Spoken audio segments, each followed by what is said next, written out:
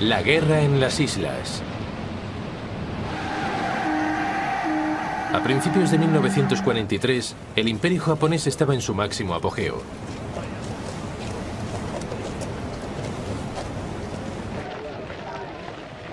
El país había ocupado Malasia, Birmania, Filipinas y las Indias Orientales Neerlandesas, la actual Indonesia. Estos territorios se habían convertido en fuentes vitales de productos estratégicos como el petróleo y el caucho. Pero Estados Unidos ya diseñaba planes para frenar el desarrollo japonés.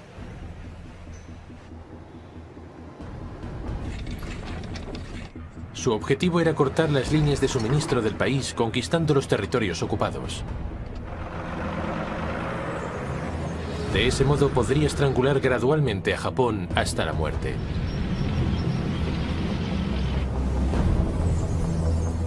Pero para triunfar en las vastas extensiones del Pacífico, Estados Unidos necesitaba desarrollar nuevas formas de guerra móvil.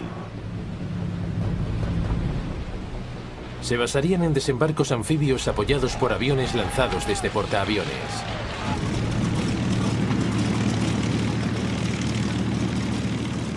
Los japoneses, incapaces de igualar el poder armamentístico norteamericano, recurrieron a medidas cada vez más desesperadas. El país retomó las antiguas nociones del honor militar para crear unidades suicidas.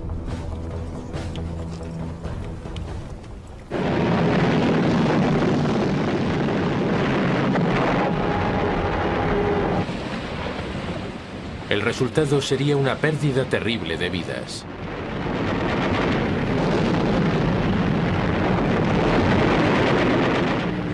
Estamos ante una fase decisiva de la guerra en el Pacífico que marcaría el final de los sueños imperiales de Japón.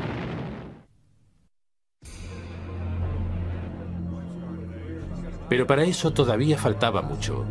En la primavera de 1943, los jefes militares de Estados Unidos se enfrentaban a un dilema. Se les presentaban dos opciones para la derrota de Japón.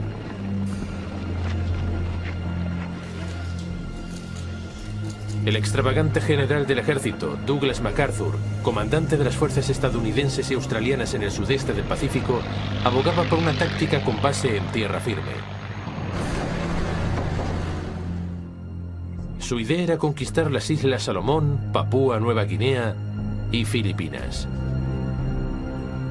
Dichos territorios se convertirían en una barrera estratégica que aislaría a Japón de sus tierras recientemente conquistadas en Birmania, Malasia y las Indias Orientales. El hambre obligaría a Japón a rendirse.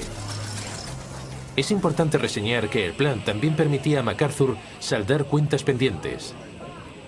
Al principio de la guerra había sido expulsado de Filipinas por los japoneses y había prometido regresar para liberar el país.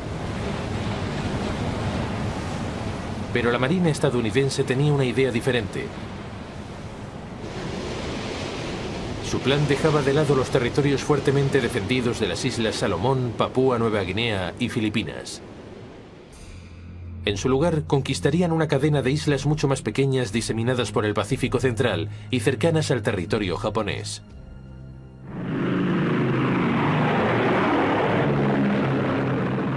En lugar de una barrera, Estados Unidos contaría con una serie de bases estratégicas desde las que atacar las líneas de suministro japonesas.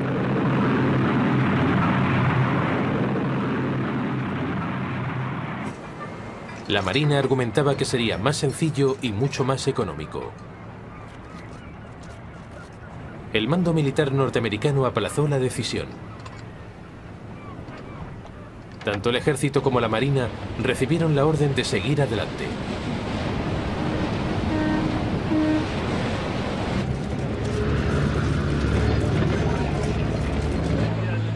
En junio de 1943 se inició el plan de MacArthur. Se llamaba la Operación Cartwheel. El primer objetivo era la base militar japonesa en Rabaul, Nueva Bretaña, en las Islas Salomón. Fue un ataque con dos frentes.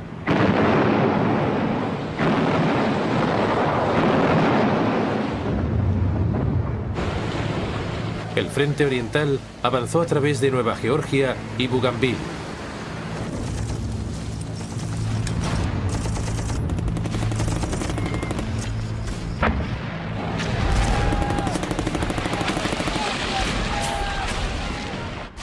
El frente occidental lo hizo a través de Papúa Nueva Guinea. Pero la selva, virtualmente impenetrable, y el insalubre clima demoraron su avance.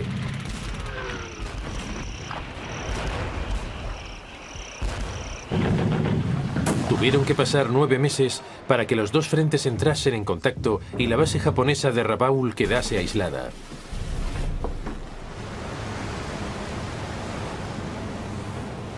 Mientras el ejército estadounidense se hacía con el control de las Islas Salomón, la Marina reunía una poderosa flota.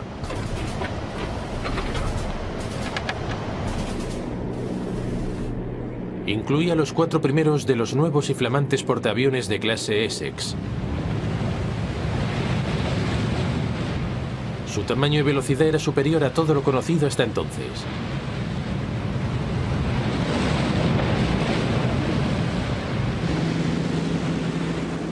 Los nuevos portaaviones estaban equipados con naves extraordinarias, como los cazas Hellcat y los Corsair.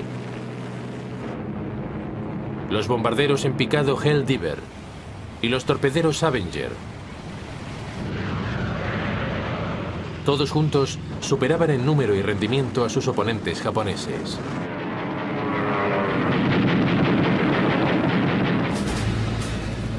Los primeros objetivos de la Marina fueron las guarniciones japonesas en los atolones de coral de Tarawa y Makin en las Islas Gilbert.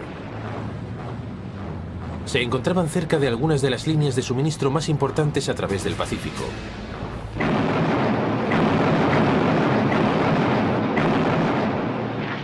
Durante una semana, los atolones fueron bombardeados por la aviación procedente de los portaaviones.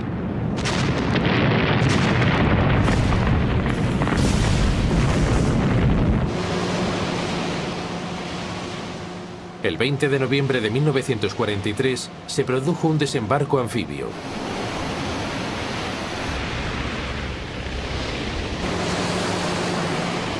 Makin fue capturado sin apenas dificultades.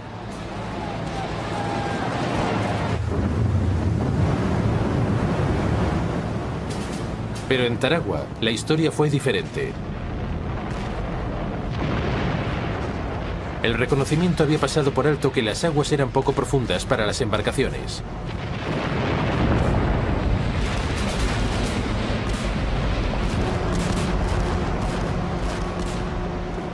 Cuando los marines saltaron hacia la playa, cayó sobre ellos una intensa descarga de fuego.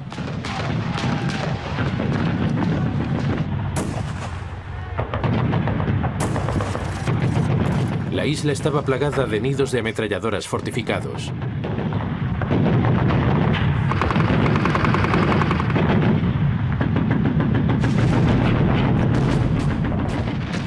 Los soldados estadounidenses que lograron llegar a tierra fueron capturados en la playa.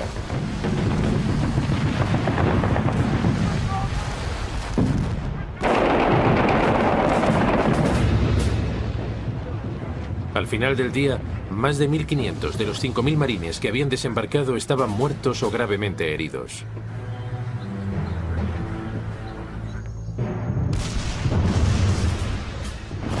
Durante los 2 días siguientes, los ataques frontales hicieron retroceder a los japoneses centímetro a centímetro. A menudo, solo los lanzallamas lograban eliminar los puestos fortificados de los japoneses.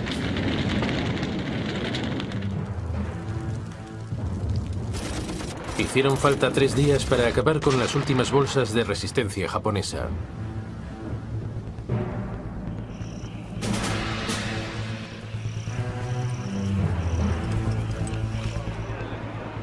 De los 4.200 soldados japoneses apostados en la isla, solo 17 fueron capturados con vida.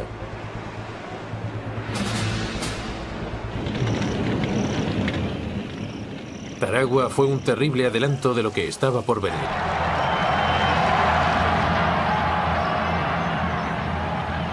Los japoneses habían demostrado que en su mente no entraba la idea de rendirse.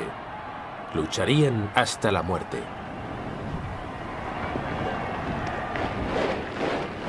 Era un presagio desalentador.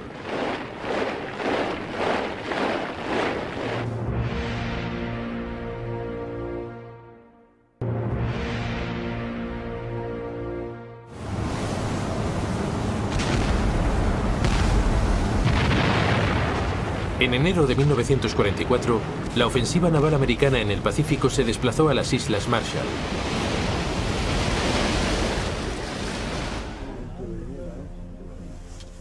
El almirante Chester Nimitz, comandante naval estadounidense en el Pacífico Central, deseaba evitar un nuevo baño de sangre.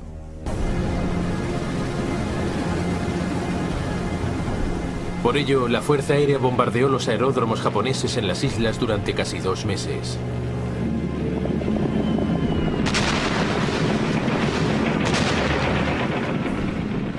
Finalmente, el 1 de febrero de 1944, Nimitz envió a las fuerzas de asalto.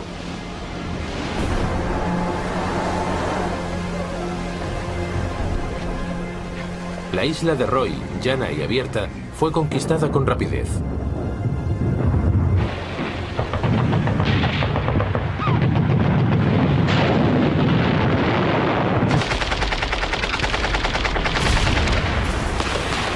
Pero las islas de Kwajalein y Namur estaban llenas de bosques y los japoneses se defendieron de forma contumaz.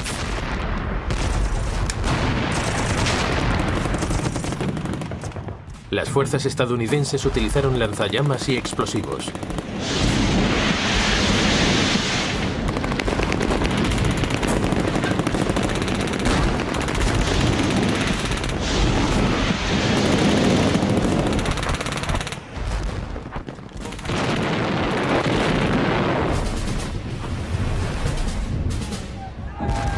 Los japoneses respondieron lanzando cargas banzai suicidas.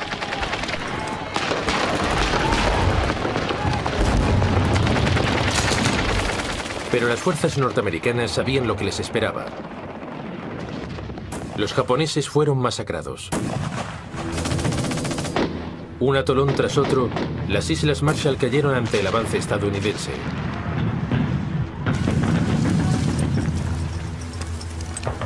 Después de Kwajalein, llegó Eniwetok. La isla de Truk quedó al margen, a pesar de que una pequeña guarnición japonesa permaneció intacta hasta el final de la guerra.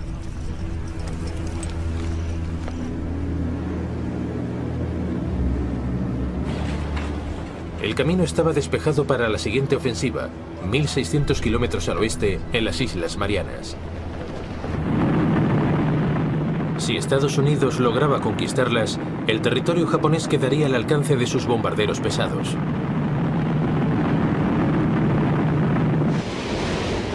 También le permitiría bloquear las líneas de suministro japonesas desde el sudeste asiático. El 11 de junio de 1944, Estados Unidos comenzó a debilitar la resistencia en las 3 principales islas de las Marianas.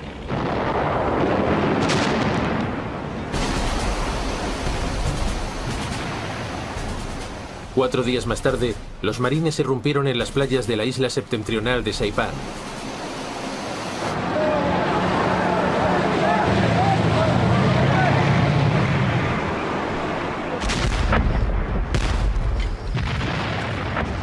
En esta ocasión, el terreno era montañoso, con numerosas cuevas, y los bombardeos preliminares no habían debilitado las defensas japonesas tanto como se había previsto.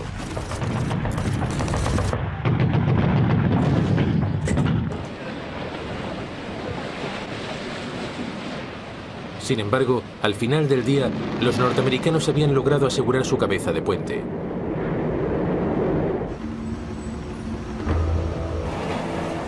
En Tokio, la noticia despertó una gran alarma. El alto mando japonés envió una flota de portaaviones para solucionar la situación y salvar las Marianas.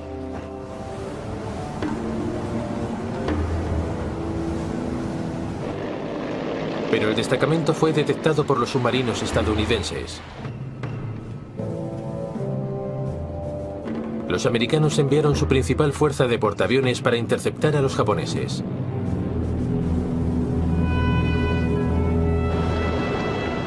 La mañana del 19 de junio de 1944, los japoneses lanzaron una serie de ataques aéreos contra los buques estadounidenses.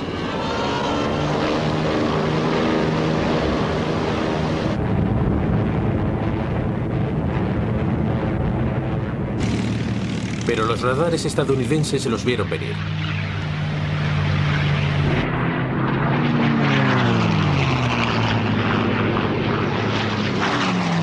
450 cazas despegaron de inmediato para interceptar a los aviones japoneses.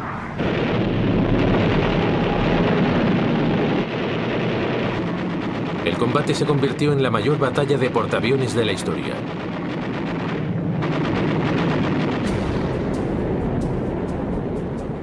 La expedición estadounidense contaba con 15 portaaviones y más de 900 aviones.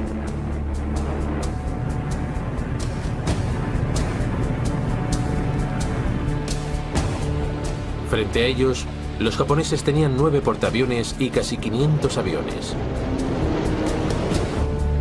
Pero Japón había perdido a la mayor parte de su tripulación aérea más experimentada durante las campañas de las Islas Salomón y Marshall. La bisoñez de sus pilotos contrastaba con los estadounidenses, curtidos en 1000 batallas. Los japoneses eran, por lo tanto, inferiores en armamento y en experiencia.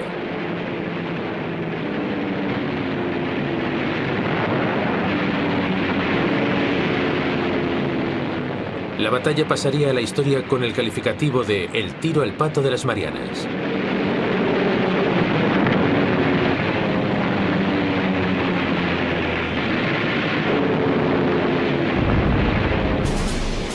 Tras media hora de batalla, un torpedo de un submarino estadounidense alcanzó al portaaviones japonés más moderno y de mayor tamaño, el Taiho, desde el que todavía estaban despegando aviones.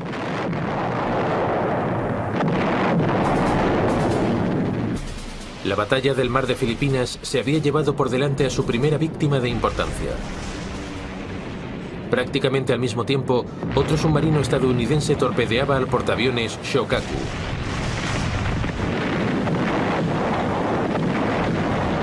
Quedó completamente destrozado. Sin embargo, el comandante japonés decidió continuar con la operación, confiando en evitar más desembarcos estadounidenses en las Marianas.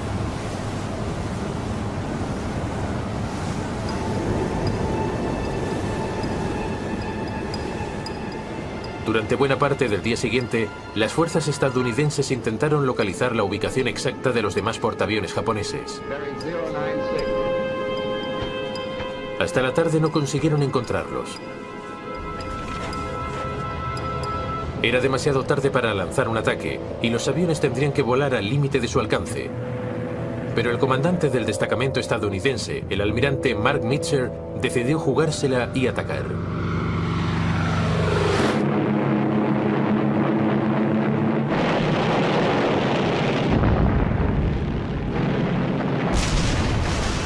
Un tercer portaaviones japonés, el Hiyo, fue alcanzado y hundido. Los japoneses habían perdido más de 300 aviones.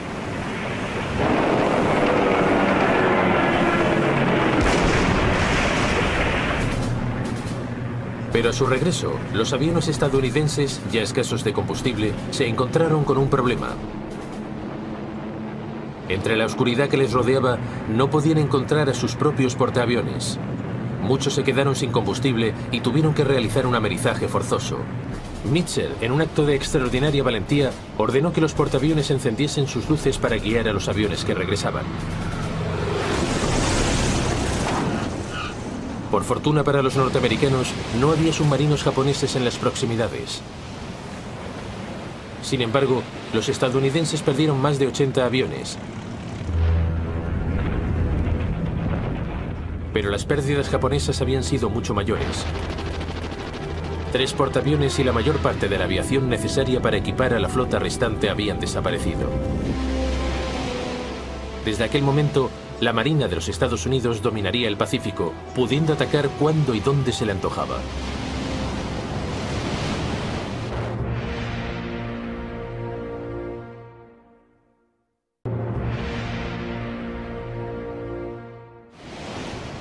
La derrota naval japonesa en el Mar de Filipinas significó que los Estados Unidos podían continuar su ataque sobre las Marianas.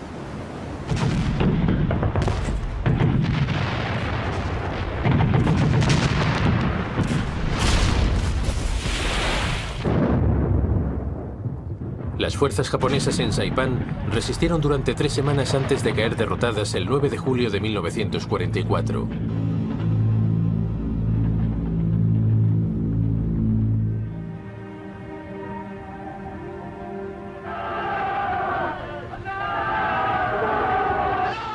Las últimas tropas japonesas lanzaron su ya inevitable carga suicida.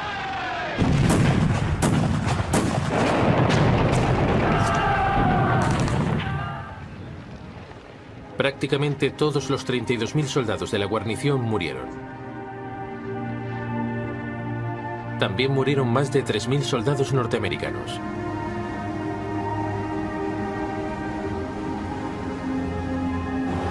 Dos semanas más tarde, los marines norteamericanos desembarcaban en las islas de Guam y Tinian, también en las Marianas.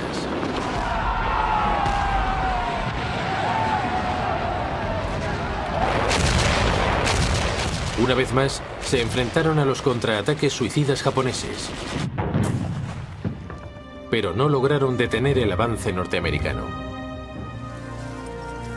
La Marina estadounidense había conquistado las Marianas. Tanto el ejército como la Marina habían completado con sus ofensivas la primera fase de sus distintas estrategias para aislar Japón. Ahora los estrategas norteamericanos debían tomar una decisión. ¿Debían seguir apoyando la estrategia de MacArthur y pasar a la conquista de Filipinas? ¿O debían optar por el plan naval y enviar una flota por el Pacífico para conquistar Taiwán y las islas Ryukyu?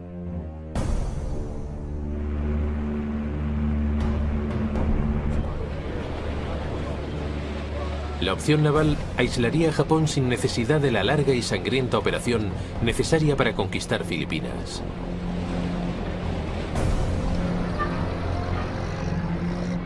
Pero en una reunión en Hawái el 26 de julio de 1944, MacArthur convenció al presidente Roosevelt para que apoyase su plan para liberar Filipinas.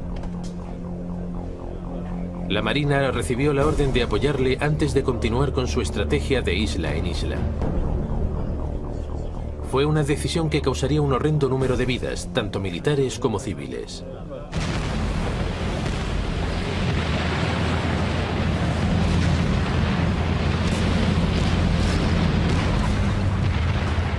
Al mes siguiente, las fuerzas estadounidenses llegaron a la isla filipina de Leyte.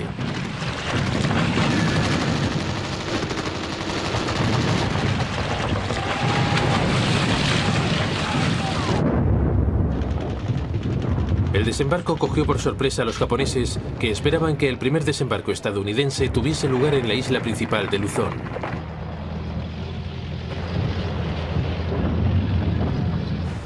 Al cabo de unas horas, MacArthur caminaba por la costa rodeado por los fotógrafos de la prensa. Posteriormente, emitió un mensaje dirigido al pueblo filipino. I see that the old flagstaff still stands. Have your troops hoist the colors to its peak, and let no enemy ever haul them down.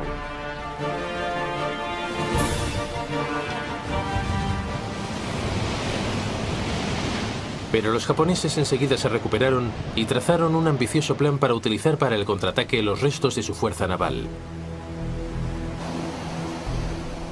La operación Sho, que significa victoria, era tremendamente compleja. La principal fuerza de la tropa japonesa se dividió en dos grupos para formar una pinza. Un extremo se acercaría a los estrechos de San Bernardino y atacaría a los estadounidenses por el norte. El otro extremo progresaría a través de los estrechos de Suriago y atacaría desde el sur. Mientras tanto, un grupo de señuelo, con los últimos 4 portaaviones japoneses, se acercaría a Filipinas por el nordeste, confiando en atraer la atención de la mayor parte de la fuerza de portaaviones estadounidenses. El flanco norte de la pinza japonesa sufrió ataques aéreos casi de inmediato.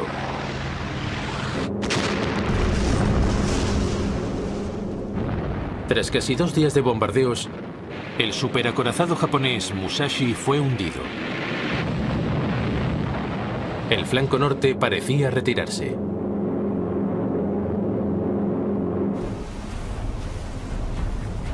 Fue entonces cuando los comandantes estadounidenses se hicieron un lío. El hombre al mando de la principal fuerza de portaaviones era el almirante William Toro Halsey.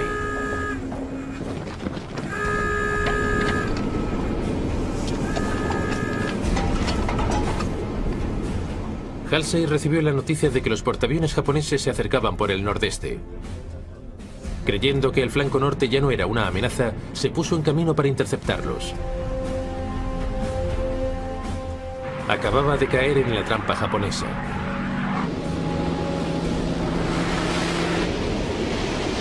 La fuerza que protegía el desembarco norteamericano quedó gravemente debilitada.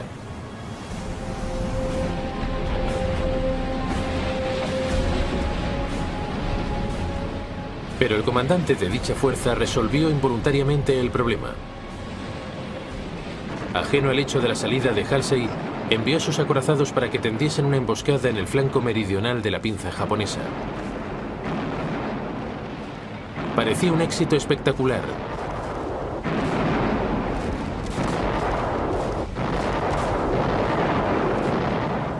Pero entonces llegó el desastre.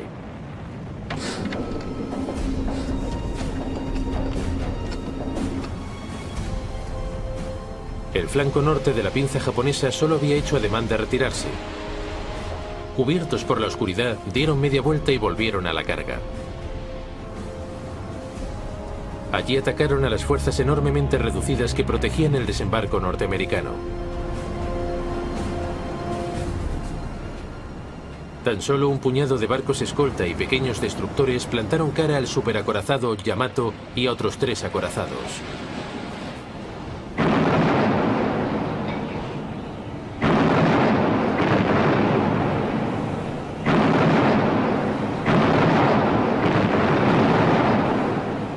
En esta ocasión, eran los norteamericanos quienes debían defenderse a la desesperada.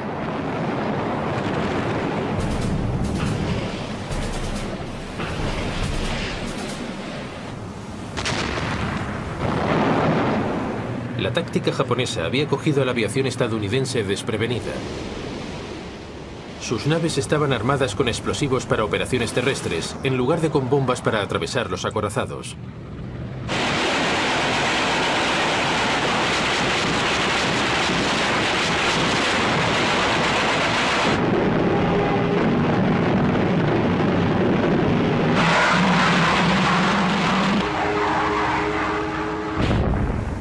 Y entonces, cuando parecía que los japoneses iban a conseguirlo, dieron la vuelta de repente.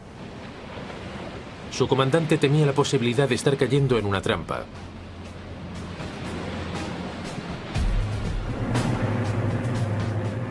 Mientras tanto, al norte, la precipitada salida de Halsey para interceptar a la fuerza de engaño japonesa había dado sus frutos.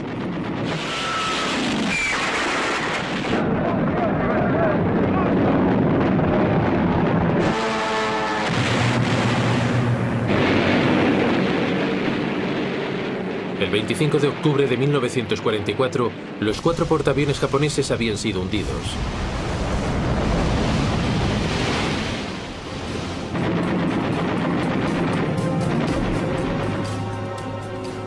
La batalla del Golfo de Leyte había acabado con la otrora orgullosa marina japonesa.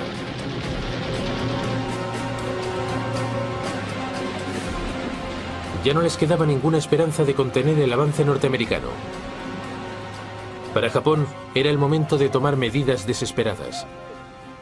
El escenario estaba listo para el terrible clímax del plan de MacArthur.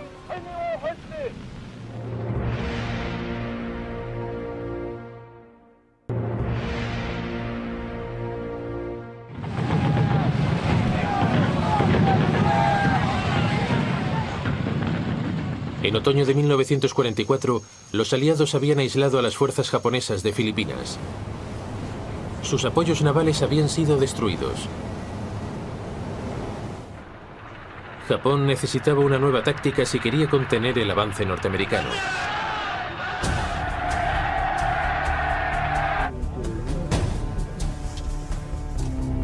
El comandante japonés en las islas pidió voluntarios para que se uniesen a sus unidades especiales.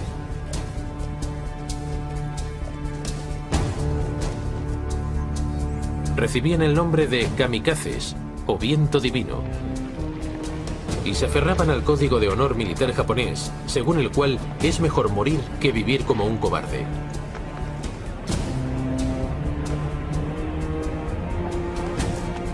Eran unidades suicidas.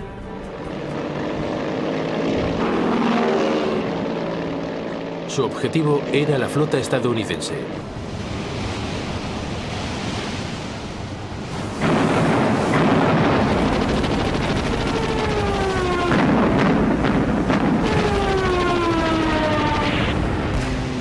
El portaaviones escolta Saint Lo fue hundido y otros 2 sufrieron graves daños.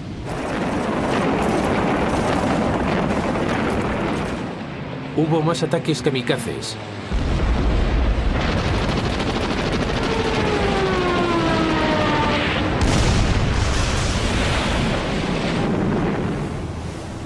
Pero MacArthur se mantuvo impávido y pasó a la conquista de la principal isla filipina de Luzón.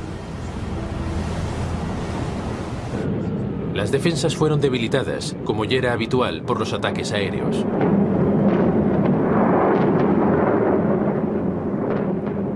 Las tropas estadounidenses llegaron a la orilla prácticamente sin oposición.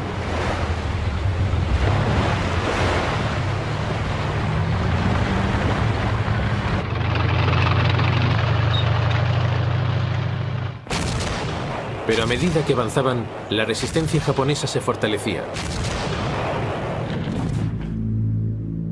El 23 de enero de 1945 alcanzaron la base aérea de Clark a 95 kilómetros de la capital, Manila.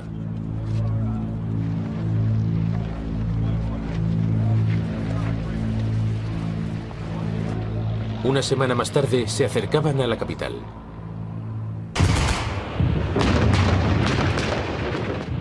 Se inició una feroz batalla de 1 mes de duración por conquistar la capital filipina.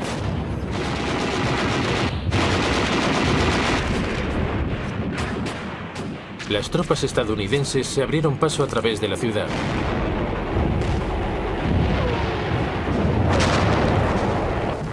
A finales de febrero, los defensores japoneses estaban replegados en la ciudadela de intramuros del siglo XVI.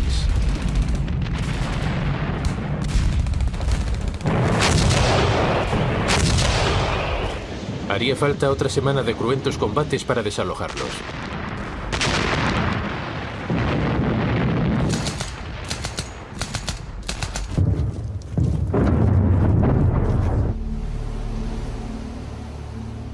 Finalmente, el 13 de abril de 1945, las fuerzas estadounidenses montaron un ataque anfibio contra la última fortificación de la bahía de Manila, Fort Drum, el acorazado de hormigón.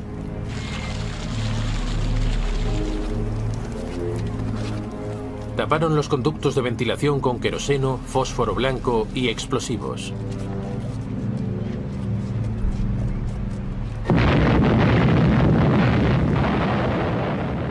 Ninguno de los defensores pudo sobrevivir. En la primavera de 1945, las fuerzas estadounidenses se acercaban a Japón por el sur y el este.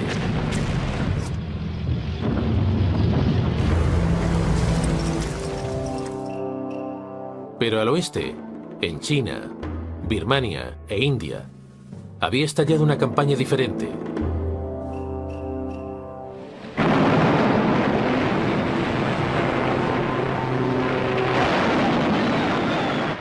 Japón había invadido China en 1937.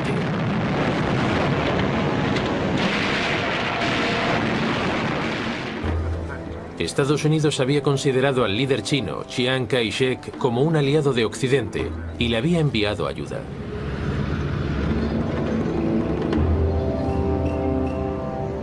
Buena parte de ella atravesó la Birmania controlada por los británicos a lo largo de la llamada Ruta de Birmania sobre las montañas del sur de China.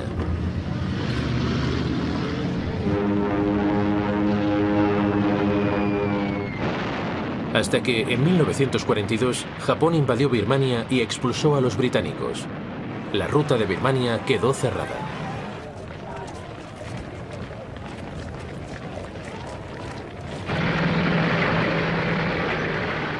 Seis meses más tarde, Gran Bretaña lanzó el primero de una serie de ataques para volver a conquistar Birmania y reabrir la ruta. En lugar de enviar una fuerza convencional, pequeños grupos de soldados se infiltraron tras las líneas japonesas.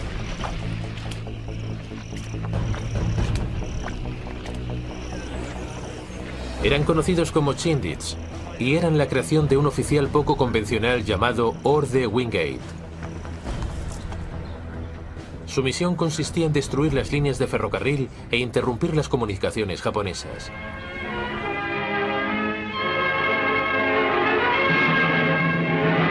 Chindits, that's the name for the guardian statues which stand at the steps of Burmese pagodas. A name from legend that's become flesh and blood, living guardians of Burma's liberty.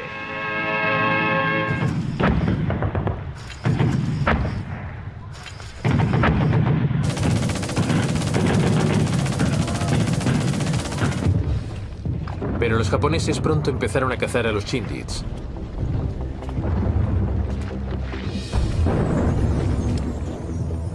A mediados de abril, más de un tercio habían sido asesinados.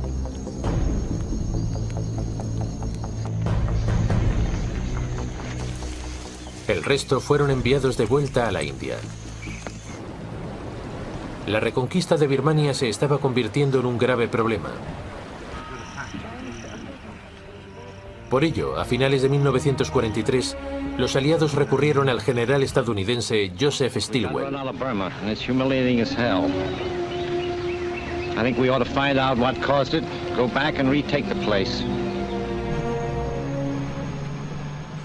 Stilwell se había pasado años ayudando a poner a punto las fuerzas de la vecina China. Los aliados decidieron que era el momento de ponerlas a prueba.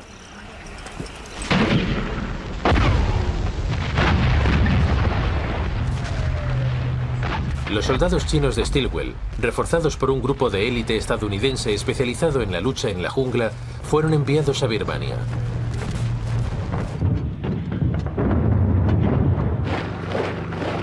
En octubre de 1943, cruzaron la frontera y penetraron en la región este del país.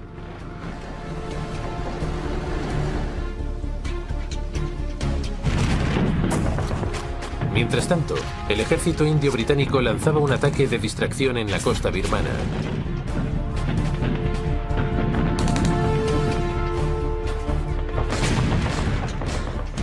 Por último, los Chindits se desplazaron al norte de Birmania, camuflados entre las líneas enemigas para cortar las líneas de suministro japonesas. Los japoneses cayeron en la táctica de engaño y enviaron fuerzas para contraatacar a lo largo de la costa.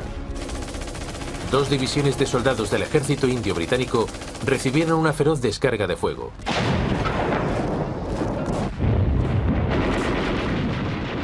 Pero las fuerzas aliadas mantuvieron sus posiciones.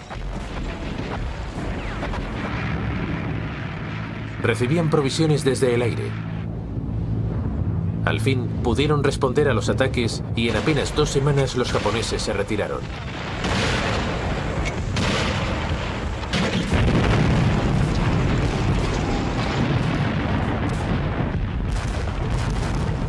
Pero solo fue una retirada temporal. Los japoneses lanzaron una contraofensiva por su cuenta.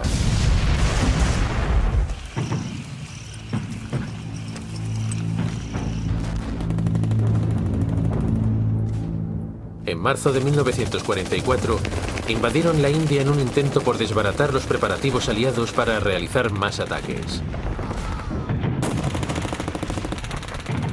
Durante 2 semanas, hubo intensos enfrentamientos. Los japoneses asediaron las ciudades de Kohima e Imphal.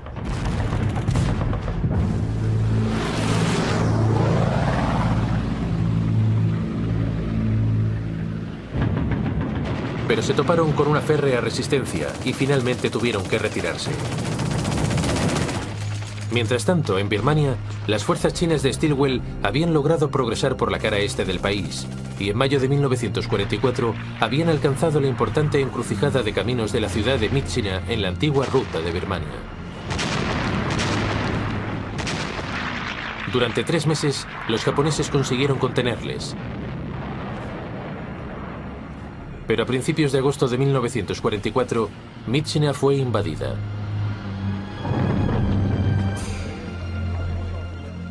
El camino quedaba despejado para que los hombres de Stilwell siguiesen progresando por la cara este del país.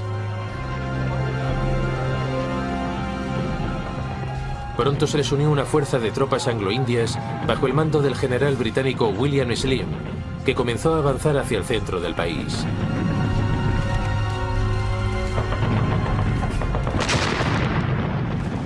principios de marzo de 1945, las fuerzas de Slim tomaron el importante centro de comunicaciones de Meiktila. Poco después, conquistaban Mandalay.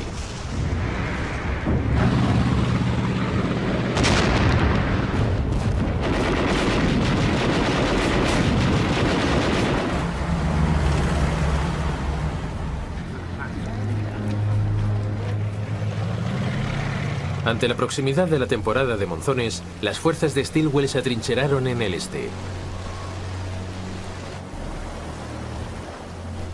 Pero las fuerzas de Slim siguieron progresando hacia la capital birmana de Rangún. Las lluvias demoraron su avance.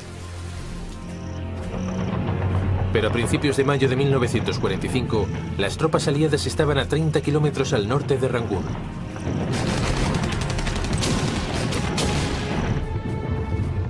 Desde el sur se enviaron refuerzos para darles apoyo.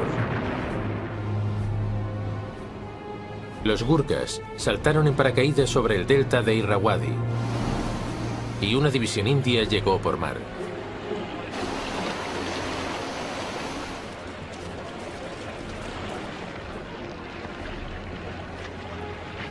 El 3 de mayo de 1945, las fuerzas aliadas entraron al fin en Rangún.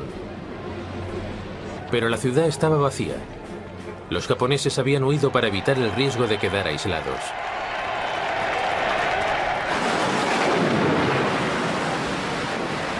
La época de monzones estaba en su apogeo. Pero la campaña para expulsar a los japoneses de la costa de Birmania había concluido con éxito. La siguiente parada en la guerra del sudeste asiático sería Malasia. Pese al éxito, las pérdidas aliadas en la guerra contra Japón habían sido terribles. Los americanos estaban desesperados por encontrar una forma de poner fin a la guerra sin necesidad de invadir el territorio de Japón.